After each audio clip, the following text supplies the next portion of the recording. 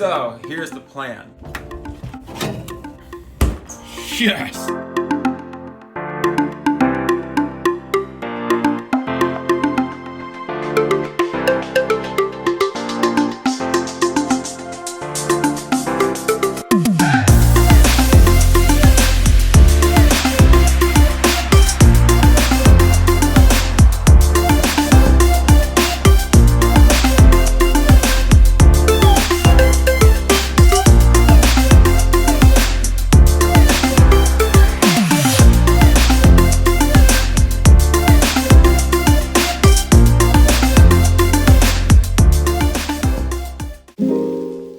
Okay, so what we're looking at here is a clutch master cylinder.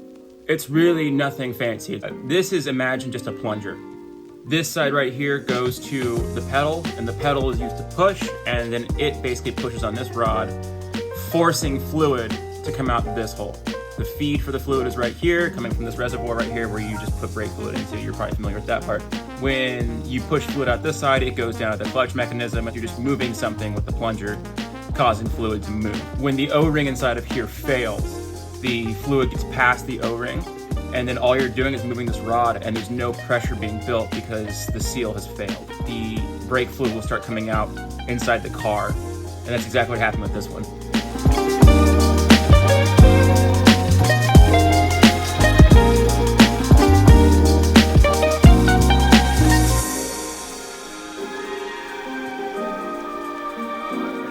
Just put the new clutch master cylinder in. Just kind of giving you like a bit more of a visual as to how this system works. You've got the reservoir here full of fluid, which then feeds through this line, going to the top of the cylinder, which is bolted to the firewall here and here. They actually welded this spot up a little bit. I don't know if you can see some of the booger welds down there. It's got to be a tough spot, especially with the brake master in the way, in order to weld all that jazz up. It's just got to be a weak point in the metal. Subarus are kind of like that too, which is kind of sad because they're newer and they still fail that way, but people usually over clutch them, and so it puts a lot more stress on the firewall here. This is the output that goes down to the slave cylinder down there, basically another plunger. If I move this plunger, it directly moves the plunger down below, which is called a slave cylinder. Master and slave. It's very clever, I know. Here's our clutch pedal. Nothing fancy, it's just got a bar and a pivot point. Goes through the firewall. When you hit the clutch pedal, that's all it is. Got a return spring, keeps it in place. Try and actuate it. And that's it. That's all it is. Nothing crazy. Now we have a functioning hydraulic system. So the clutch master cylinder has been replaced. Clutch slave cylinder has been bled. The hydraulic system is functioning. I verified that there's no leaks. That part is done. Now this car should be able to run and drive, provided that all the electronics are sorted. Ignition on. Run the fuel pump. Uh-oh. That was weird. No, God! Whoa, whoa, whoa, whoa. We got problems here. No, God, please, no! No! No! No! The car ran with the wiring that I have, but I have been tidying up the wiring, moving things around, that kind of stuff. So when you unhook some stuff and hook it back up, you want to make sure you just didn't pull a dum-dum, which is exactly what happened here. I totally forgot to hook the starter back up. Therefore, it's not grounding. Therefore, it will not crank. No one said I was the smartest person. You know, this is just what you get. So we're going to go through. I'm going to bolt that shit back up, and then we're going to see if we can get this to run. Everything circuit-wise checks out. I got a test light that I was able to probe every terminal input and output for signal, which is exactly what the beauty of this whole relay board is that I can diagnose very quickly what's getting what signal and what's not getting signal. So this is our first use of this relay board, so I'm kind of excited. Here we go.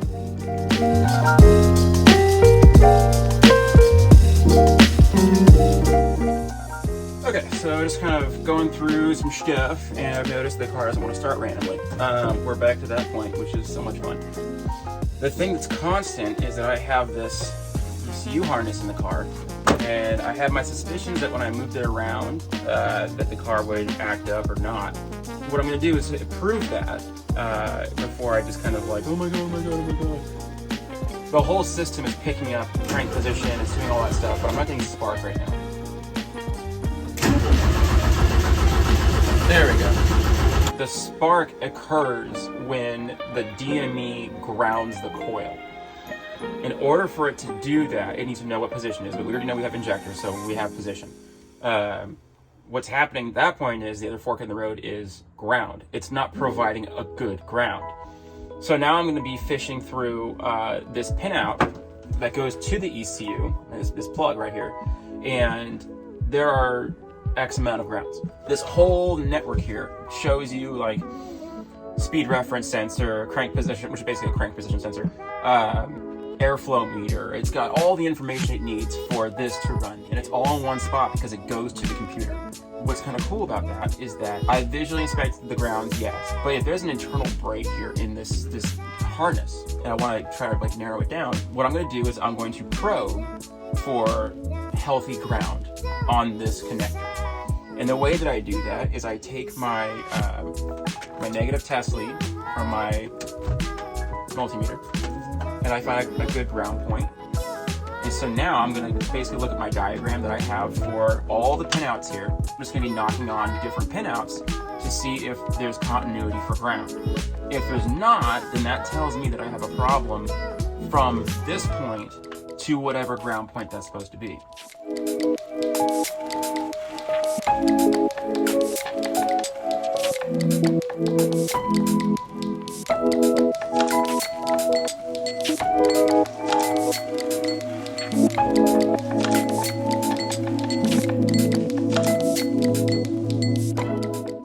Alright, welcome back to today's episode of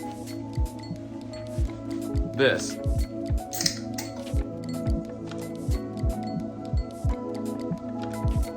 Dog hair.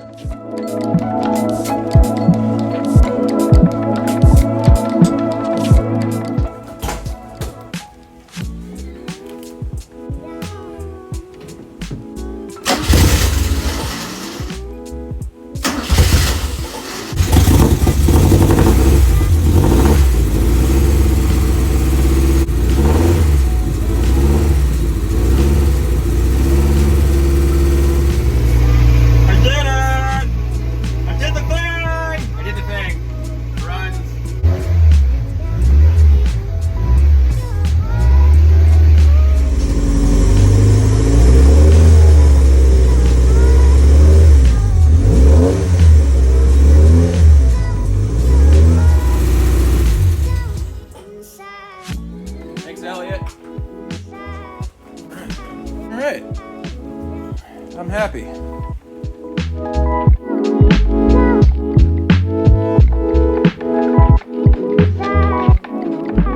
Couple things that I want to do. First off, a big congratulations to my homie Tyler, because I am so proud of him.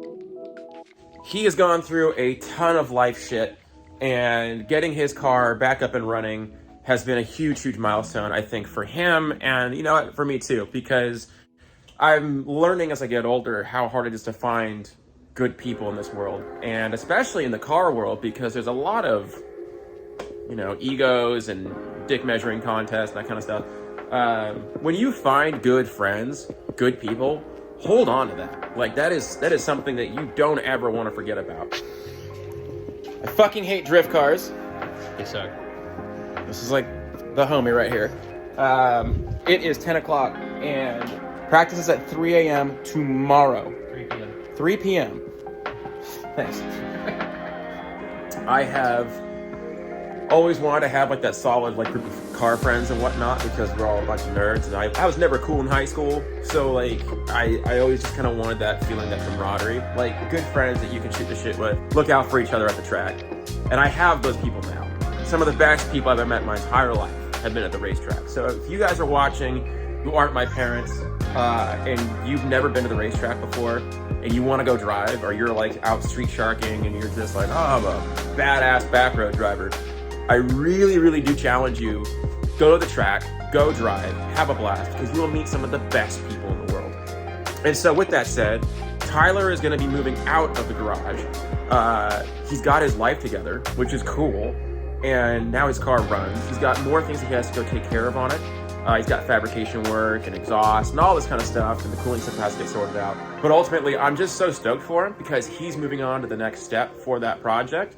And I can't wait for the videos that we get to, when we get to like go tandem together. Because I've been in project mode, he's been in project mode, we've both been going through a ton of stuff in our lives, and I think it's just gonna be so poetically awesome for that moment when it happens. So congratulations to Tyler. I can't wait. Dude, I'm so proud of you. Like, good job, man. I'm so stoked for you. Tell the people how you feel. Pretty fucking rad, dude. I've been doing the easy swap for 4.5 years, and it finally started today. Like, this is literally validating that I'm not the piece of shit that I thought I was. So, but I am fucking hyped. Right? Right? Alright, cool. Alright, so let's say I want to like roll my window up or down, right? This is the switch that controls it. This is the wiring on the back side of it. It's labeled as such, ladies and gentlemen. We have certain letters, A, B, C, D, E. You can see how it's got the terminals inside of it, the metal. Okay, those are all attached to the wire. Makes sense. What a wonderful world we live in. 2 of these wires go to the window motor down here. And you can see that they're blue. So once I know what color wire I'm looking at and roughly with the lay of the land, it helps me when I look at the wiring diagram, and I can take my power probe, which is my handy dandy new tool, and I can actually make that circuit work on the fly. I don't need a relay, I don't need anything else, I don't need switches because I don't have switches in this car anymore. It's all been deleted.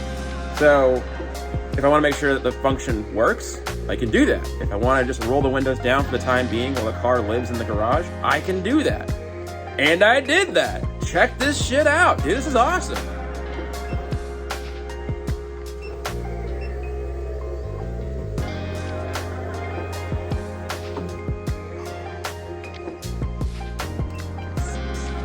That's nice. Oh wait, I want to go back down.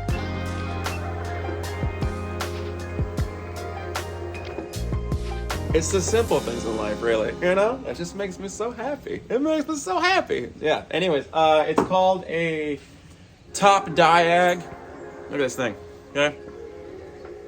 I know. Mom and Dad, you're probably never gonna need this. But for the rest of us, like, cultists that like old German shit heaps and the wire color is weird and... I don't know, dude, maybe I just suck at this. But this is really handy. I know a Power Probe has been on the market for a long time. I've never had one. So this is all new to me and everything, but the fact that I get all this functionality out of this one tool makes me really, really happy. So if you guys are in need of a helpful tool while you're doing like your old German car hobbies and whatnot, or even Japanese or American, doesn't really matter. I just find that this is really helpful for me as I go through this whole race car process, and even you guys doing like average cars or client cars, whatever, I think it's super helpful. So top diag, it's the W, man.